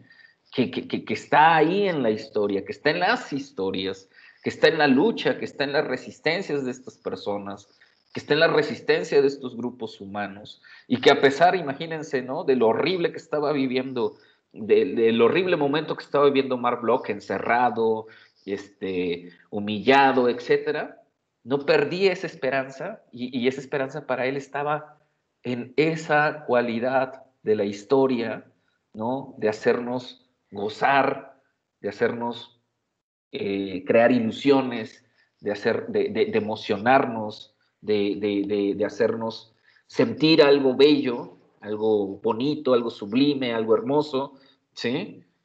Cuando estamos pasando un momento horrible, pues, ¿no? Si él lo pudo, ¿no? Si él pudo vivir y todavía pensar en que había la esperanza de hacer sentir algo bello a alguien más en ese mundo oscuro, horrible en el que vivía, pues ahora nosotros, ¿no? Entonces, esa me parece que es una de las grandes lecciones que nos deja este análisis que hace Jacques Le Goff, ¿sí? Sobre todo por esta siguiente idea que nos va a desarrollar, pues, digamos, Le Goff, según Mark Bloch, ¿no?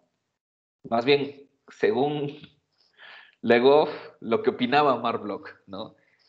Es, pues la historia tiene una función, ¿sí?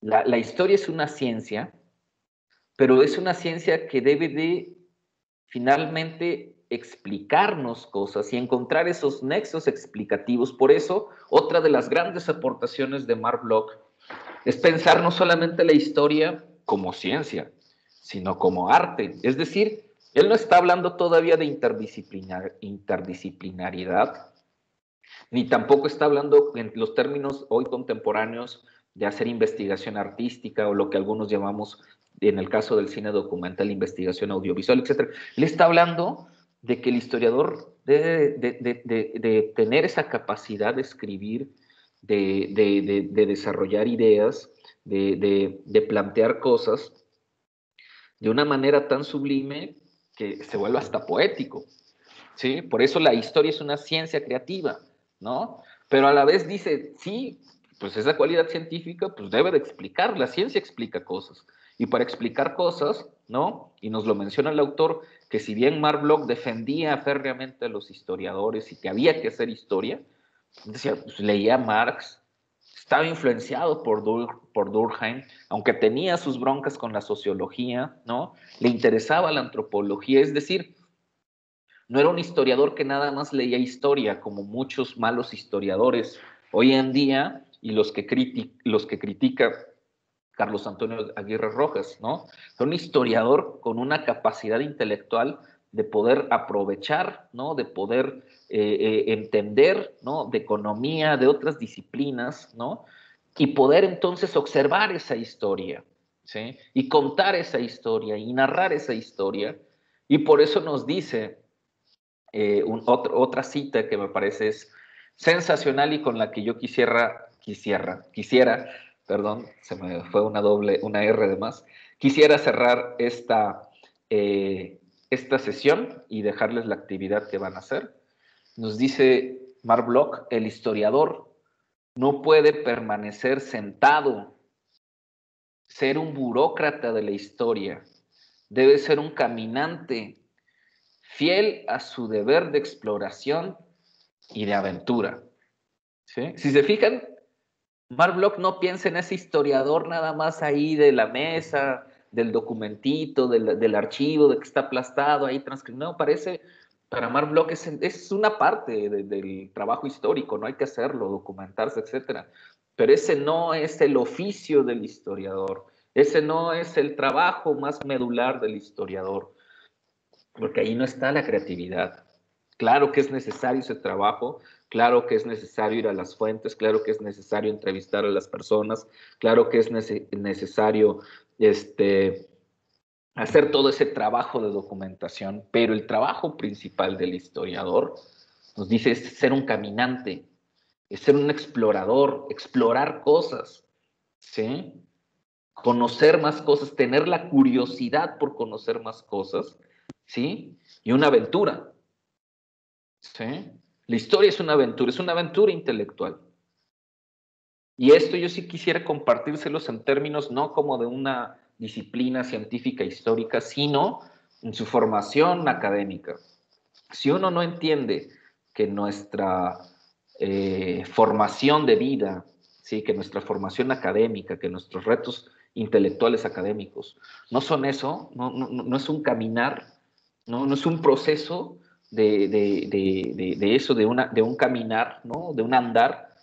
Y si no son una aventura, y si no amamos eso, ¿no? Si no amamos esa aventura, si no amamos ese explorar más cosas, conocer más cosas, pues entonces intelectualmente nuestro proceso formativo es menor, pues, ¿no? ¿Y cómo amamos las cosas? ¿Cómo exploramos las cosas? Pues leyendo más, ¿no? Observando más.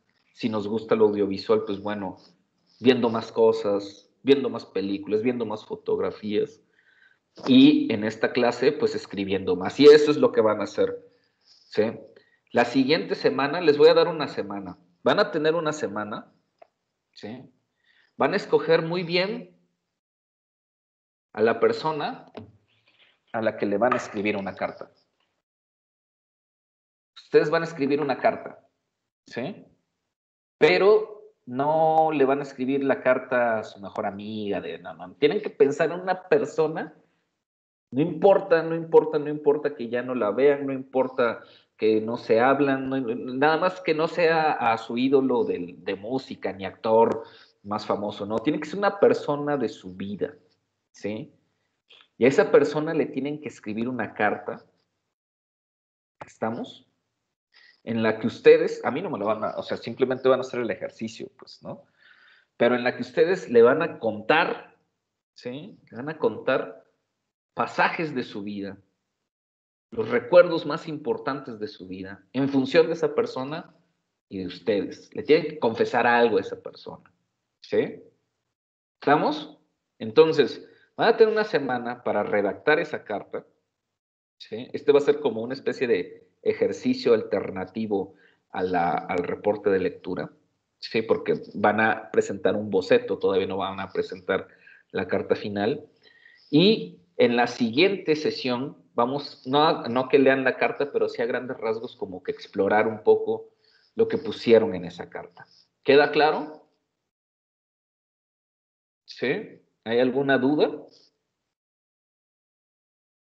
¿No hay dudas respecto? No hay duda.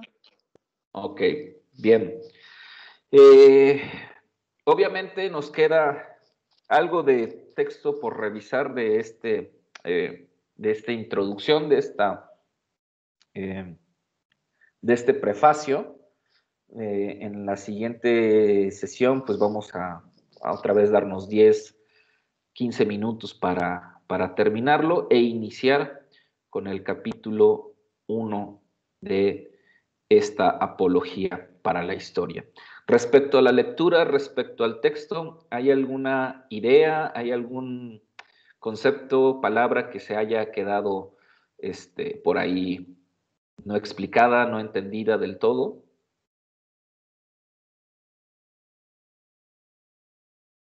¿No? ¿Todo bien?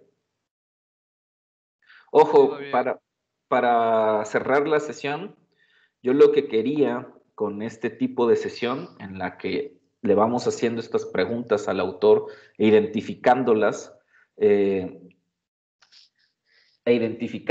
en nuestro texto, pues así es como quiero que hagan ese tipo de lectura sistemática, ¿no? Se le van generando estas preguntas y como les dije, claro, es permisible cuando uno está debatiendo una lectura hacer referencias a otros textos, a otras lecturas, a otras materias, pero siempre y cuando tratemos de analizar lo que está en el texto, ¿sí? El contenido del texto. Y me parece que en esta sesión pudimos hacer eso, ¿no? Sí hablamos de fiestas religiosas de nuestro contexto, sí hablamos de que estamos viviendo la pandemia, qué sé yo, pero todo va en función de la lectura crítica, de las preguntas críticas, de los temas que el autor está identificando en este caso, Jacques Le Goff está identificando como temas del interés de Marc Bloch. Para finalizar, nos dice Estefanía, el 12 de diciembre en el Santuario de la Virgen de Guadalupe. Claro, esa fiesta es en todo México el 12 de diciembre, ¿no? Es una festividad que de repente ya rebasa no solamente nuestro país, ¿no? Se celebra en muchos otros lados de América Latina. Y nos dice José Eduardo que sí me podría repetir la actividad. Claro, vas a escribir una carta, vas a escoger una persona, un amigo, un familiar. El abono de... Perdón, como que se metió un sonido un poco fuerte y me lastimó los oídos. Pero José Eduardo, te repito, vas a escribir una carta, la extensión de la carta es libre, tienes que escoger una persona, un amigo, un familiar, un pariente lejano, etcétera, a quien le quieras escribir esa carta, y en la que básicamente le cuentes tus recuerdos más importantes, lo que tú recuerdas, lo que tú le quieres compartir y cómo te sientes en este momento. ¿Estamos? Ok, ¿alguien más tiene alguna pregunta, duda, comentario? Si no fuera, pues entonces podemos dar por finalizada nuestra sesión. Les agradezco a los que estuvieron presentes y espero que quienes no estén presentes, pues revisen la sesión para que puedan cumplir con el ejercicio. ¿Sale? Que tengan bonita tarde, cuídense, descansen, que estén bien. Gracias. Igualmente, gracias. Hasta luego, igualmente. Adiós a todos. Igual. Adiós.